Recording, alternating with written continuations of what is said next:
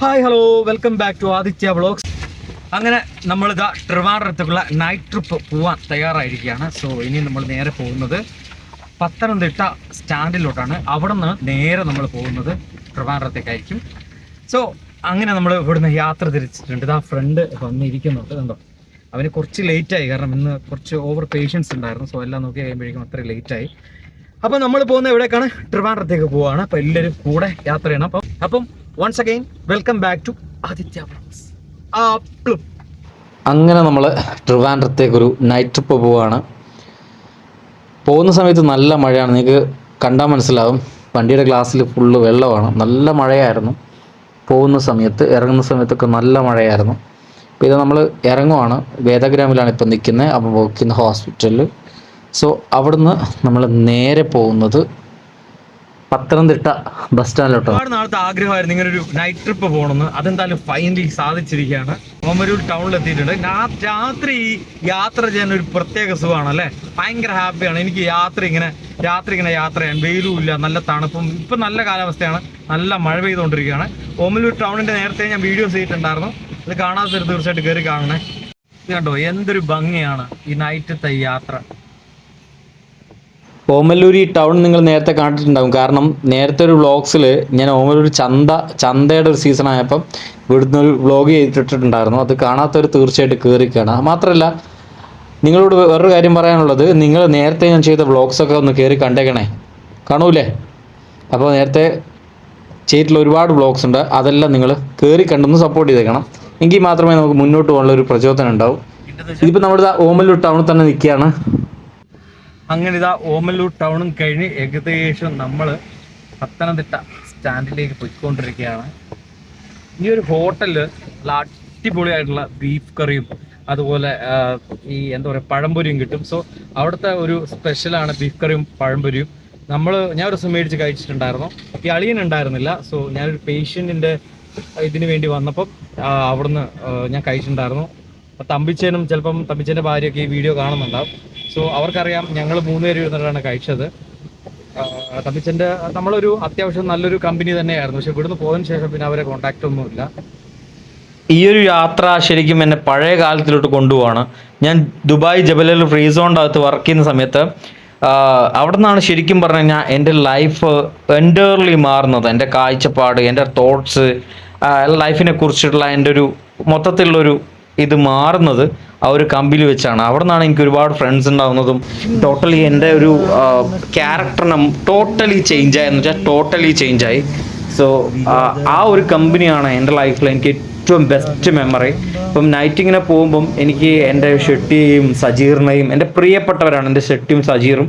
സജീർ ഖാനൊന്നും എനിക്ക് ഒരിക്കലും മറക്കാൻ പറ്റില്ല. ചിലപ്പോൾ അവരെന്നെ മറന്നിട്ടുണ്ടാവും, കാരണം ഞാനിപ്പം വളരെ ഒരു പിച്ചക്കാരനാണല്ലോ. സോ അവരെല്ലാം നല്ല നിലയിൽ, ഷെട്ടിയും നല്ല നിലയിലായിട്ടുണ്ടാവും, പ്രകാശ് ഏട്ടൻ നല്ല നിലയിലുണ്ടാവും. പക്ഷേ എനിക്ക് ഷെജീറിനെ ഷെട്ടിയും എനിക്ക് മറക്കാൻ പറ്റില്ല. അതുപോലെ എൻ്റെ ജിബിൻ ചേട്ടൻ, സിജോയുടെ കല്യാണത്തിനൊക്കെ ഞാൻ പോയിട്ടുണ്ട്. സിജോ, സിബി, അതുപോലെ ഒരുപാട് പേരുണ്ട്. പ്രകാശ് ഏട്ടനാണ് അവിടുന്ന് എനിക്ക് സൈഡായിട്ട് ജോലിയൊക്കെ റെഡിയാക്കി തന്നത്. കമ്പനീൻ്റെ ജോലിക്ക് പുറമെ സൈഡിൽ ജോലി, രാത്രിയൊക്കെ ഞങ്ങൾ പോയി ജോലി ചെയ്യുമായിരുന്നു.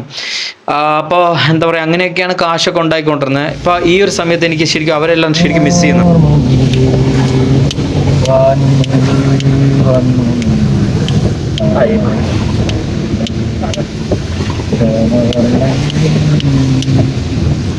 ലൈഫിൽ ഞാൻ ഏറ്റവും കൂടുതൽ മിസ് ചെയ്യുന്നത് സജീർ ഖാനും ഷെട്ടിയുടെ സ്നേഹമൊക്കെയാണ്. കാരണം അവരൊക്കെ എന്നെ വളരെ ജെനുവിനായിട്ട് സ്നേഹിച്ച ആൾക്കാരാണ്. സജീർക്ക് എങ്ങനെയൊക്കെ എന്നെ കോൺടാക്ട് ചെയ്ത് കണ്ണൂരേക്ക് വാ എന്നൊക്കെ പറഞ്ഞിട്ടുണ്ടായിരുന്നു. പക്ഷേങ്കിൽ എനിക്ക് ആ സമയത്ത് നമ്മൾ ഒരു ഉപ്പ മരിച്ചാൽ തന്നെ നമുക്ക് അത് മറക്കാൻ, അല്ലെങ്കിൽ ഒരു അച്ഛൻ മരിച്ചാൽ തന്നെ മറക്കാൻ ഒരുപാട് സമയമെടുക്കും. അപ്പോൾ എനിക്ക് എൻ്റെർലി എൻ്റെ പാരൻസ്, എൻ്റെ സിബിലിങ്സ്, എൻ്റെ സാഹചര്യങ്ങളെല്ലാം ഇതായി ഞാൻ ഒറ്റപ്പെട്ട അനാഥനായപ്പോൾ എനിക്ക് ലക്ഷ്യങ്ങളില്ലാത്തൊരു ജീവിതമായിരുന്നു. എനിക്ക് ആര് പറഞ്ഞാലൊന്നും എൻ്റെ മണ്ടയിലോട്ട് കയറാതെ ഞാൻ ശരിക്കും എന്താ സംഭവിച്ചത്, ഒരു രാത്രി നേരം വെളുക്കുമ്പോഴേക്കും എൻ്റെ ലൈഫ് എൻ്റെർലി മാറിപ്പോയി. ഞാൻ തെരുവിലായി. അതെനിക്ക് അക്സെപ്റ്റ് ചെയ്യാൻ തന്നെ എനിക്ക് ഒരുപാട് സമയമെടുത്തു. ഞാനൊരിക്കലും പ്രതീക്ഷിച്ചതല്ല എൻ്റെ ലൈഫ് ഇങ്ങനെ ഒരു ട്വിസ്റ്റായി പോകുന്നു, ഒരിക്കലും പ്രതീക്ഷയല്ല. മധുവർണ്ണ പൂവല്ലേ, നറുനിലാ പൂമോളല്ലേ, മധുരപ്പാതിയിൽ ലങ്കി മാറിയുന്നോളെ, ലങ്കി മാറിയുടെ വീട് ഞാനും വീണ്ടും കൂടെ പോയെ. അപ്പോൾ ആണെങ്കിൽ അവിടെ നിന്ന് വീഡിയോ ഫോട്ടോ എടുത്തായിരുന്നു. പക്ഷെ അതൊക്കെ എവിടെ പോയത്. എൻ്റെ പഴയ ഫേസ്ബുക്ക് അവന്റെ പഴയ ഫേസ്ബുക്ക് ആണോ ഇത് മഞ്ചേശ്വരം? ഞാനിവിടെ പോയി എന്നിട്ട് അവിടെ മറ്റേ ഈ രസതന്ത്രത്തിലെ ഒരു പാറയില്ല രസതന്ത്രം മറ്റേ ഇതുണ്ട് അവിടെ ഒരു അടുത്തു എന്ന് പറയുന്ന സ്ഥലം മേലെടുത്ത് അവിടെ ഓം ശാന്തി ഓശാനിക്കകത്ത് അവസാനം അവിടെ ഒരു മാല ഇട്ടിട്ട് പോകത്തില്ല അതാണ് എടുക്കത്തില്ല ആ സ്ഥലം അവിടെ ഞങ്ങൾ അവിടെ പോയി ഞാനും മഞ്ചേശ്വരത്തിലേക്ക് അല്ല ഞാനേ ഒരു കാഴ്ചിട്ടെ ഈ രസതന്ത്രമൊക്കെ ഇറങ്ങുമ്പോൾ നീ എന്ത് ചെയ്യുക? രസതന്ത്രം ഇറങ്ങുമ്പോൾ ഞാൻ ഓർക്കത്തില്ല അല്ല ഞാനപ്പോ പഠിച്ചോണ്ടിരിക്കുക. ആണോ? രസതന്ത്രം റിലീസ് ആയപ്പോഴാ 2007 അങ്ങണ്ടല്ലേ? ആയിരിക്കണം. രസതന്ത്രം ഇറങ്ങുമ്പോൾ എനിക്കിപ്പോഴും ഓർമ്മയാണ്. ഞാൻ എൻ്റെ ഇത്താൻ്റെ വീട്ടിൽ കോഴിക്കോട് പോകുമ്പോഴേ രസതന്ത്രത്തിന്റെ പോസ്റ്റർ ഇങ്ങനെ ഒട്ടിച്ചാണ്. അന്ന് മീരാജ് ജാസ്മിൻ ഭയങ്കര ഫെയിമായിട്ട് നിൽക്കുന്ന സമയമാണ്. അന്നേരം അവിടെ നിന്നാണ് പാടുന്നില്ല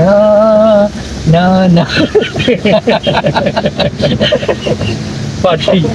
അയ്യോ നീ ആ വിനീതുമായിട്ട് പോയ കാര്യം ഇട്ടോ? ഏത് വിനീതായിട്ട്? ഞങ്ങൾ പോയ കഥ അത് വേണ്ട അതിലല്ല എന്നാ അപ്പൊ അത് തള്ളായിരുന്നു. അപ്പൊ ഈ അടുത്ത എന്റെ വക ഒരു പാട്ട് മധുവർണ പൂവല്ലേ നറുനിലാ പൂമോളല്ലേ മധുരപ്പാതീനേഴിൽ ലങ്കി മാറിയുന്നോള് ലങ്കി മാറിയുന്നോള്. അവിടെ പോയി സിഗരറ്റ് വലിച്ച കാര്യം നീ പറയാൻ ഇല്ല, സിഗരറ്റ് വലിച്ചൊന്നും പറഞ്ഞ പട്ടി. സിഗരറ്റ് വെച്ച് അവിടെ പറഞ്ഞു. നിങ്ങളൊക്കെ സിഗരറ്റ് വലിക്കൂ? സിഗരറ്റ് നിങ്ങളെ വലിക്കത്തേ ഉള്ളൂ. സിഗരറ്റ് വലിക്കുന്ന ആളെ കണ്ടാലും സിഗരറ്റ് ആകുമ്പോഴേ അപ്പോഴേ ബോധം കിട്ടും അവിടെ വീഴും.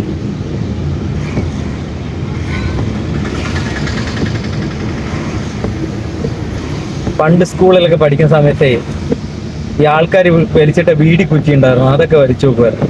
അതൊക്കെ ഒരു രസം. പിന്നീട് അത് ഡേറ്റ് ചെയ്യാന്ന് പറഞ്ഞപ്പോൾ പിന്നെ നമ്മളെ നോക്കാറില്ല.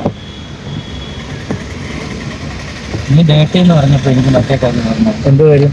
നിന്നെ പണ്ട് കോഴിക്കോട് കൊണ്ടുപോയിട്ട് ആരാണ്ട് എല്ലാവരുടെ ഫുഡ് വാങ്ങിച്ചു തരാതെ പറഞ്ഞില്ലേ? കോഴിക്കോടെ കടയെല്ലാം ഡേറ്റിയാണ്. സാവിത്ത് കടയെല്ലാം ഡേറ്റ് ചെയ്യാന്നല്ല, ഇങ്ങനെയാ പറഞ്ഞ.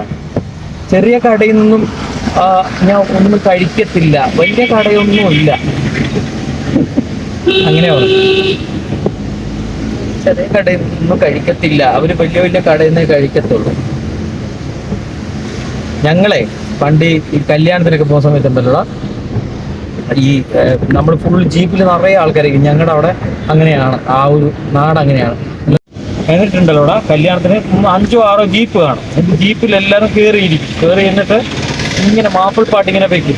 അന്നേരത്തെ ക്ലിക്കായ പാട്ട് ഏതാണോ അങ്ങനത്തെ പാട്ട് വെക്കും. എൻ്റെ മധുവർണ്ണ പൂങ്ങളൊക്കെ എന്ന് വെച്ചാൽ അന്ന് ഭയങ്കര ക്ലിക്കായിരുന്നേ. എന്നിട്ട് ഞങ്ങളിങ്ങനെ ജീപ്പിന്ന് ഭയങ്കര തുള്ളലും കൈകൊട്ടലും ഒന്നും പറയണെങ്കിൽ ഒരു ജീപ്പ് അടുത്ത ജീപ്പിനെ ഇങ്ങനെ പാസ് ചെയ്ത് പോകും, ഭയങ്കര അലറി വിളിക്കുകയൊക്കെ. അതൊക്കെ ഒരു മെമ്മറി തന്നെ. ഇപ്പൊ അവിടെ ഉണ്ടോ അങ്ങനെയൊന്നും അറിയത്തില്ല. പക്ഷെ ഞാനൊക്കെ കൊച്ചിലെ അങ്ങനെയായിരുന്നു, ഭയങ്കര രസമായിരുന്നു. ഇപ്പൊ അത് ബസ്സിലൊക്കെ ആയി കാണുമായിരിക്കും. അങ്ങനെ എന്ത് രസമായിരുന്നു, അതൊക്കെ ഒരു കാലഘട്ടമായിരുന്നു. ഇപ്പോൾ രാത്രി ഏകദേശം ഒരു 7-7:30 മണിയായിട്ടുണ്ട്. എല്ലാ സ്ഥലത്തും വെട്ടം വീണിട്ടുണ്ട്. വെട്ടം വീണതുകൊണ്ട് തന്നെ നല്ല എന്താ പറയുക, കാണാൻ അടിപൊളിയാണ്. വീഡിയോയിൽ ഷൂട്ട് ചെയ്യുമ്പോഴും ആ ഒരു ഭംഗി തന്നെ ഉണ്ടായിരുന്നു. ഇപ്പം നമ്മൾ പത്തനംതിട്ട ഗവൺമെൻറ് ഹോസ്പിറ്റലിൻ്റെ അടുത്ത് എത്താറായിട്ടുണ്ട്.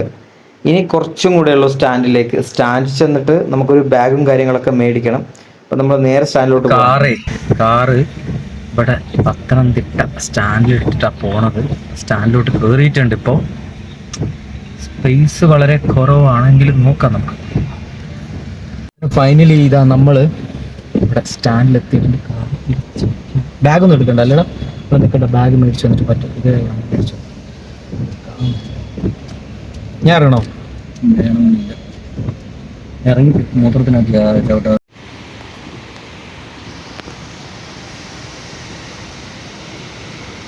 അവനെഴുതാ ഇങ്ങനെ കാറ് തിരിച്ചിടുകയാണ് ഇവിടെ. അപ്പോൾ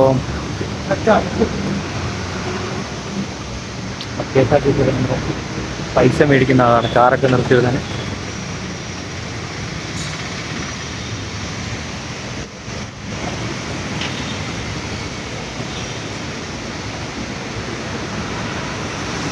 തിരിച്ചിട്ട് വരട്ടെ, അത് കഴിഞ്ഞിട്ട് വേണം ഇവിടെ.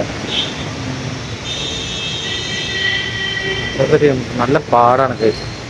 പിന്നെ അടുപ്പിച്ചിടാൻ നല്ലോണം ബുദ്ധിമുട്ടുന്നുണ്ട്.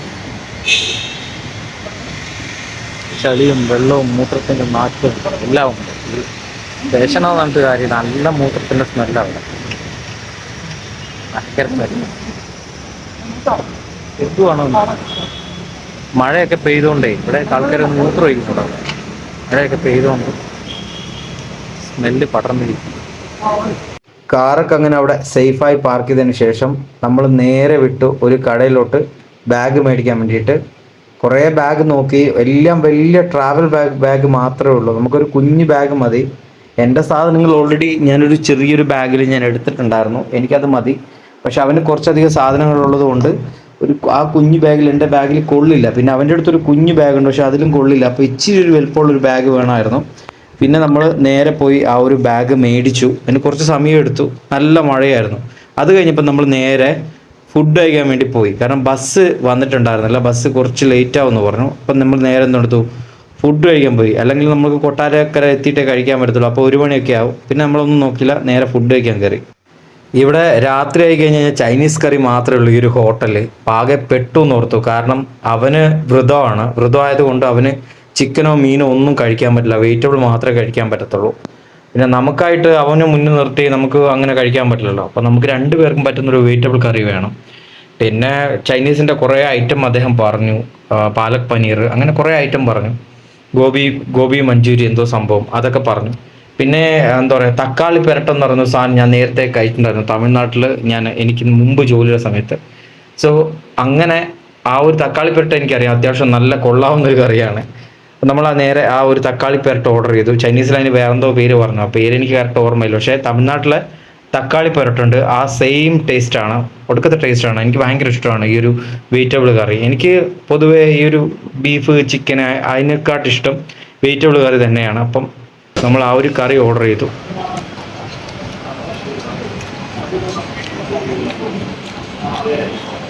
സൂപ്പർ രക്ഷയില്ല. അങ്ങനെ നമ്മൾ വയറ് നിറച്ച് തക്കാളി പൊറോട്ടും ചൂടോടുള്ള പൊറോട്ടയും കഴിച്ചു. 2 പൊറോട്ട പറഞ്ഞതാണ് എനിക്ക്, അവന് 2 പൊറോട്ട.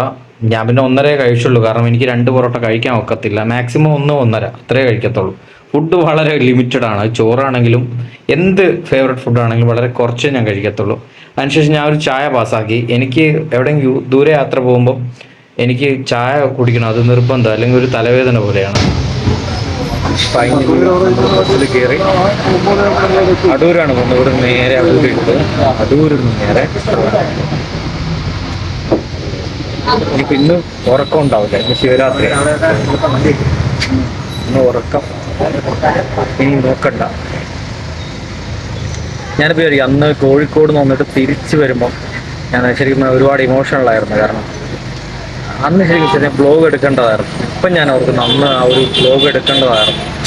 ഇന്നത്തെ മാനസികാവസ്ഥയും കാര്യങ്ങളൊക്കെ ഇന്നിരുന്ന് നമുക്ക് കാണാമായിരുന്നു, പക്ഷേ അന്ന് അത് പറ്റിയില്ല. അങ്ങനെ പത്തനംതിട്ടയിൽ നമ്മൾ നേരെ വന്നത് അടൂരോട്ടാണ്. അടൂരിന് ഇഷ്ടം പോലെ വണ്ടി ട്രിവാൻഡ്രത്തേക്ക് ഉണ്ടാവും എന്ന് പറഞ്ഞു. അങ്ങനെ നമ്മൾ ഫൈനലി ഇതാ അടൂർ എത്തിയിട്ടുണ്ട്. അടൂർ ടൗണാണത്. ഫൈനലി ഇതാ നമ്മൾ അടൂർ എത്തിയിട്ടുണ്ട്. അങ്ങനെ അടൂരിൽ നിന്ന് നമ്മൾ നേരെ ട്രിവാൻഡ്രത്തേക്കുള്ള ബസ് കയറി. പക്ഷെ അതിൽ ഫുൾ ആൾക്കാർ, നമുക്ക് ട്രിവാൻഡ്രം വരെ നിൽക്കാൻ പറ്റത്തില്ലല്ലോ. അപ്പം നമ്മൾ ഒന്നും നോക്കിയില്ല, നമ്മൾ 2 പേരും കൂടെ കൊട്ടാരക്കരയ്ക്ക് ടിക്കറ്റ് എടുത്തു. കൊട്ടാരക്കരയിൽ നിന്ന് എന്തായാലും ഇരുന്നിട്ട് നല്ല സുഖമായിട്ട് ട്രിവാൻഡ്രത്തേക്ക് പോലുള്ള ബസ് കിട്ടുമെന്ന് ഉറപ്പാണ്. അപ്പം നമ്മൾ നേരെ കൊട്ടാരക്കരയ്ക്ക് എടുത്തു. അവിടെ അങ്ങനെ ഫൈനലി ഇതാ നമ്മൾ കൊട്ടാരക്കര ബസ് സ്റ്റാൻഡിൽ എത്തിയിട്ടുണ്ട്. ഇനി നമ്മൾ ഇവിടുന്ന് നേരെ പോകുന്നത് ട്രിവാൻഡ്രത്തേക്കാണ്. അങ്ങനെ ഫൈനലി ഞാൻ ആഗ്രഹിച്ചതുപോലെ തന്നെ വളരെ ആൾക്കാർക്കൊന്നും ഇല്ലാത്ത കുറച്ച് ആൾക്കാർ മാത്രമുള്ള ഒരു കാലിയായിട്ടുള്ളൊരു KSRTC നമുക്ക് ട്രിവാൻഡ്രത്തേക്ക് കിട്ടി. ഞാൻ എന്താ ആഗ്രഹിച്ചു അതുപോലെയെല്ലാം നടക്കുന്നുണ്ട്. അങ്ങനെ ഈ ഒരു യാത്ര ഇവിടുന്ന് എന്താ പറയുക, കൊട്ടാരക്കരയിൽ നിന്ന് ട്രിവാൻഡ്രത്തേക്കുള്ള യാത്ര അടിപൊളിയായിരുന്നു. മാത്രമല്ല നല്ല മഴയും നല്ല തണുപ്പുമായിരുന്നു. ബസ്സിൽ കിടന്ന് ഇനി ഉറങ്ങണം, കുറച്ച് നേരം ഉറങ്ങണം, അല്ലെങ്കിൽ ഭയങ്കര ബുദ്ധിമുട്ടാണ്. അപ്പോൾ നമ്മൾ കുറച്ച് നേരം ഒന്ന് ഉറങ്ങിയിട്ട് ട്രിവാൻഡ്രത്തേക്ക് എത്തിയതിന് ശേഷം നമുക്ക് കാണാം. കാരണം നല്ല മഴ വരുന്നുണ്ട് സൈഡിൽ കൂടെ ഒക്കെ. ഫ്രണ്ട് ഓൾറെഡി സൈഡിൽ കിടന്ന് ഉറങ്ങുന്നുണ്ട്, ഞാനാണ് ഉറങ്ങാത്തത്. അപ്പം ഞാനും കൂടെ കിടന്ന് ഉറങ്ങട്ടെ, നല്ല മഴയാണ്. എന്നിട്ട് ട്രിവാൻഡ്രത്ത് എത്തിയിട്ട് അവിടെ ഇറങ്ങുമ്പം നമുക്ക് കാണാം. ഞാൻ നിങ്ങളോട് സംസാരിക്കാൻ വേണ്ടി മാത്രമാണ് ഈ എന്താ പറയുക, ഈ സൈഡിലെ ഈ ഒരു കർട്ടൻ പൊക്കി വെച്ചിട്ട് സംസാരിക്കുന്നത്. അല്ലെങ്കിൽ മഴ ആയതുകൊണ്ട് ഒന്നും കാണില്ല, അവിടെ എത്തിയിട്ട് കാണാം. അങ്ങനെ ഫൈനലി ഇതാ നമ്മൾ ട്രിവാൻഡ്രം ലാൻഡ് ചെയ്തിട്ടുണ്ട്. ട്രിവാൻഡ്രം തമ്പാനൂർ നമ്മൾ ലാൻഡ് ചെയ്തിട്ടുണ്ട്. ഡോമെട്രി വല്ലതും ഉണ്ടെങ്കിൽ കിടന്ന് ഉറങ്ങിയിട്ട് രാവിലെ പോകും. ഇവിടുന്ന് വീണ്ടും പോണ്ടേ? ഞാൻ ഒരുപാട് വർഷങ്ങൾക്ക് ശേഷമാണ് ഇപ്പം ട്രിവാൻഡ്രം വരുന്നത്. ഏകദേശം ഒരു 6 years, മേ ബി ഒരു 6-7 years ആയി ഇവിടെയൊക്കെ വന്നിട്ട്.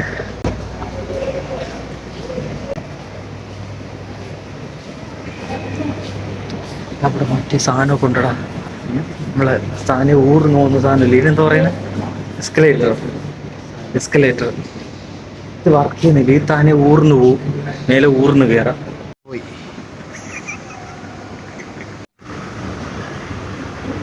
ആഹാ, എന്നാ സുഖം.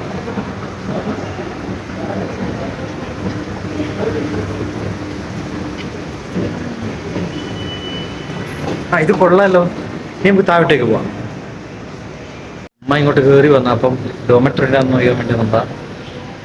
അമ്മ ഇങ്ങോട്ട് മുകളിലോട്ട് കയറി വന്ന എസ്കലേറ്റർ കണ്ടപ്പോൾ അപ്പോഴാ ഡോമെട്രിയുടെ കാര്യം ഇവിടെ ഇങ്ങനെ എഴുതി വെച്ചിട്ടുണ്ട്. ഡോമെട്രി, സേഫ് ഡോമെട്രി എന്ന് എഴുതി വെച്ചിട്ടുണ്ട്. Safe dormitory, AC non AC rooms. So ഇവിടെ ഡോമെട്രി ഉണ്ട്. ഇവിടെ ഇനിയിപ്പോൾ ട്രിവാൻഡ്രത്ത് വരുന്ന ആൾക്കാർക്ക് തമ്പാനൂർ ഇറങ്ങി കഴിഞ്ഞാൽ നമ്മുടെ സ്റ്റാൻഡിൻ്റെ മണ്ടയിലായിട്ട് ഡോമെട്രി ഉണ്ട്. അപ്പം അന്വേഷിച്ച് കഴിഞ്ഞാൽ അറിയാൻ പറ്റും. അപ്പോൾ അവൻ അന്വേഷിക്കാൻ പോയിരിക്കണം ഉണ്ടോ ഇല്ലയോ എന്ന് നോക്കാം. അങ്ങനെ ഫൈനലി നമ്മൾ ഡോമെട്രി നമുക്ക് കിട്ടിയിട്ടുണ്ട്. ആദ്യം ഒരാൾക്കേ ഉള്ളെന്ന് പറഞ്ഞു. ഒരാൾക്ക് മാത്രം ഉള്ളെങ്കിൽ കിടക്കാൻ ഒക്കത്തില്ല, 2 പേർക്കും ബെഡ് വേണം. അങ്ങനെ കുറച്ച് നേരം അവിടെ വെയിറ്റ് ചെയ്യേണ്ടി വന്നു, നോക്കാമെന്ന് പറഞ്ഞു. നമ്മൾ കുറച്ച് നേരം അവിടെ വെയിറ്റ് ചെയ്തു. ഒത്തിരി ലേറ്റ് ആയിട്ടുണ്ടായിരുന്നു, കാരണം ഏകദേശം ഫില്ലായിട്ടുണ്ട് അവിടെ. പിന്നെ ഫൈനലി നമ്മൾ പറഞ്ഞപ്പോൾ ഡോമെട്രി കിട്ടി. ഇതാണ് നമുക്ക് ഇന്ന് കിടക്കാൻ കിട്ടിയ ഡോമെട്രി. അപ്പുറത്തെ സൈഡിൽ അവൻ കിടക്കുന്നുണ്ട്. സോ ഗൾഫിലൊക്കെ പോയവർക്കറിയാം, ഇങ്ങനെ നമ്മൾ തട്ടായിട്ടുള്ള ബെഡ് ഉണ്ടല്ലോ, അതാണ് ഇവിടെ. അതാണ് കോഴിക്കോട് പോയപ്പോൾ ഡോമെട്രി ഇങ്ങനെയല്ലായിരുന്നു, കുറച്ചും കൂടി സ്പേസുള്ള നല്ല ഡോമെട്രി ആയിരുന്നു. ഞാൻ ഷർട്ട് ഒരു സൈഡിൽ അയച്ചു വെച്ചിട്ടുണ്ട് ചുളുകാതിരിക്കാൻ വേണ്ടിയിട്ട്.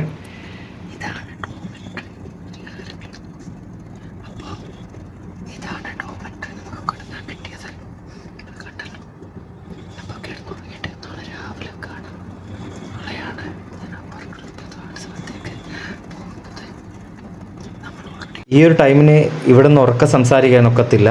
അപ്പം നാളെയാണ് നമ്മൾ പറഞ്ഞ ആ ഒരു പ്രധാന സ്ഥലത്തേക്ക് പോകുന്നത്. അപ്പോൾ അടുത്ത വ്ളോഗിൽ അതുമായിട്ട് ഞാൻ വരാം. പ്ലും.